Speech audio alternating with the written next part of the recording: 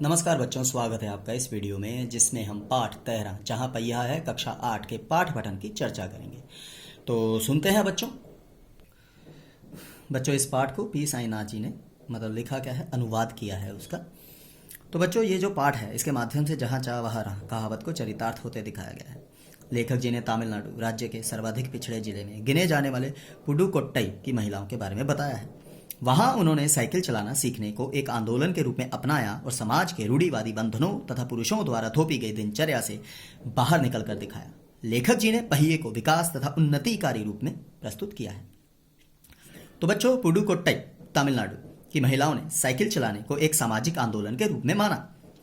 ये आप समझ नहीं सकते शायद, ठीक है? क्यों? क्योंकि जब जिस जगह पैदल चलना ही महिलाओं के लिए मुश्किल हो, वहां वो साइकिल सीख ले तो क्या क्रांति होगी। इन नव साक्षर नई पढ़ी लिखी ग्रामीण महिलाओं के लिए यह कोई नई बात नहीं है।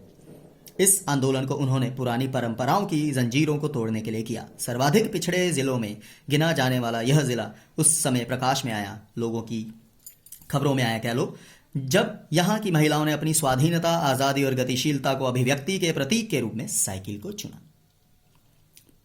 इनकी संख्या को देखने से पता चलता है कि यहाँ की 1/4 महिलाओं ने साइकिल चलाना सीख लिया है। इनमें से 70,000 महिलाओं ने प्रदर्शन एवं प्रतियोगिता जैसे स्थलों पर गर्व के साथ नए कौशल का प्रदर्शन भी किया। यहाँ साइकिल चलाने का प्रशिक्षण देने के लिए अनेक प्रशिक्षण शिविर भी चल रहे हैं। आप हंस रहे होंगे, ट्रेनिंग सेंटर साइकिल चलाने के लिए? ऐसा ही होता है।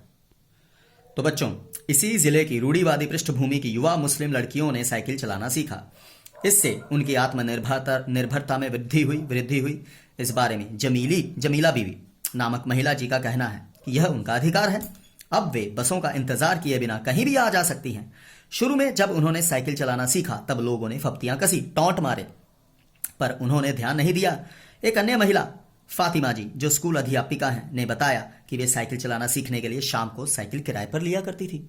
साइकिल किराए पे हंसी आती होगी शायद, क्योंकि वे साइकिल नहीं खरीद सकती थी। वे साइकिल चलाने को एक तरह की आज़ादी मानती हैं। इसी क्रम में उनकी मित्र अवकन्नी जी ने बताया कि उनकी उम्र 20 के आसपास है और उन्होंने अपने समुदाय कम्युनिटी की अनेक महिलाओं को साइकिल चलाना सिखा दिया है।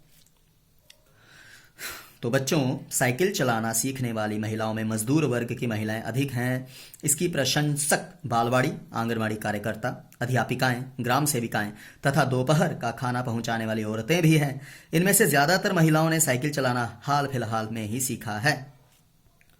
तो इसे वे अपनी व्यक्तिगत स्वतंत्रता से संबंधित बताती हैं। इस आंदोलन के एक अगुआ बताती हैं, मतलब लीडर, कि इससे उनके आत्मविश्वास में वृद्धि हुई है, कॉन्फिडेंस। शुरू में लोगों ने इन पर खूब फब्तियां कसी, पर अंत में इसे सामाजिक स्वीकृति मिल गई। जब कोई बदलाव होता है बच्चों, समय लगता है, कईयों को कुर्बानियां भी देनी पड़ती हैं। इससे वे अपनी घिसी पिटी जिंदगी से बाहर आ सकी। साइकिल चलाते समय वे साइकिल चलाने को प्रोत्साहन देने वाले गीत भी गाती हैं। जो महिलाएं साइकिल चलाना सीख चुकी हैं, वे साइकिल चलाने का प्रशिक्षण लेने आई महिलाओं की मदद करती हैं। ये वो गीत है, ओ बहना आ सीखें साइकिल, घूमे समय के पहिए संग। तो बच्चों, साइकिल चलाना सीखने सिखाने का काम वे अत्यंत उत्साह से करती हैं, खुशी से।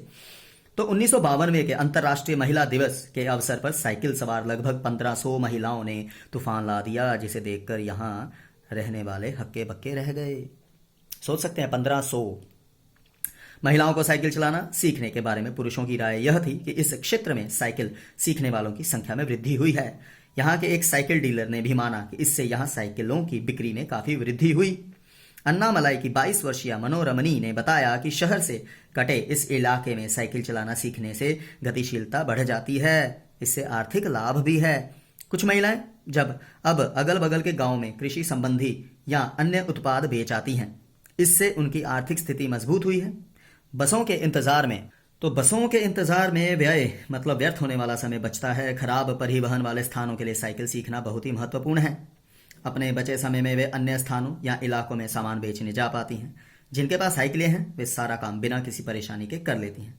अब तो किसी युवा माँ को आगे बच्चे को बैठाए तथा पीछे 2-3 भरे बर्तन लिए घर जाते देखा जा सकता है, क्योंकि जब बच्चों एक उन्नति हो जाती है वो चीज़ आम हो जाती है, पर जब शुरू होती है तो वो बहुत खास होती है, बहुत कुछ सामना करना पड़ता है। तो मतलब अगर देखा जाए इस पाठ में भी पुरुष पहले कहाँ मानते थे, है ना, पप्तियां कसे, टोंट मारे, गलत गलत शब्द बोले, पर जो 8 साइकिल के पुरुष थे वो 7 थे। क्यों? क्योंकि साइकिल बिक रहे थे ना भाई। ठीक है। तो यहां की महिलाओं को आर्थिक पहलू की तुलना में अपने अंदर आत्म सम्मान की भावना ज्यादा महत्वपूर्ण लगती है। आर्थिक मतलब पैसे से संबंधित। फातिमा बताती हैं कि अपनी मर्जी से स्वच्छंदता पूर्वक साइकिल चलाने से आजादी और खुशहाली का अनुभव होता है। ये वही जान सकता है जो घर से बाहर कभी ना निकला हो। फातिमा साइकिल से कमाई नहीं करती, बल्कि किराए की साइकिल लेकर आजादी अनुभव करती है। सभी की अपनी सोच है। वहीं कि एक अन्य महिला ने बताया कि साइकिल चलाना उनके लिए बड़ी चीज है और हवाई जहाज चलाने जैसा है। पुरुष वर्ग इस बारे में चाहे जो सोचे और करे, पर साइकिल चलाने के मामले में पुरुष वर्ग इनकी बराबरी नहीं कर सकता। क्यों? जो जोश इनको है वो उनको नहीं हो सकता। उनके लिए आम है, पर हमारे लिए साइकिल खास है। धन्यवाद बच्चों।